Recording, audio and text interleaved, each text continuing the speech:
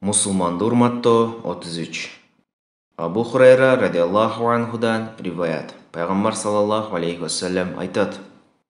Алла Таала мындай дейт: Кайсы пендемдин жакшы көргөн эки нерсесин алып койсом, ал сооп, сыйлык үмүттө сабыр кылса, ага бейиштен аз нерсе берүүгө ыраазы болбойм.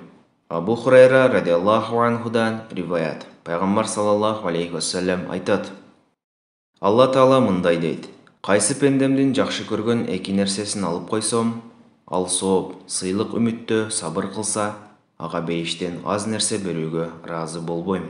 Абу Хурайра радиаллаху анхудан риваят. Пайгамбар саллаллаху алейхи вассалам айтат. Алла Таала мындай дейт: Кайсы пендемдин жакшы көргөн эки нерсесин алып койсом, ал сооп, сыйлык үмүттө сабыр кылса, ага бейиштен аз нерсе берүүгө ыраазы болбойм. Тирмизи.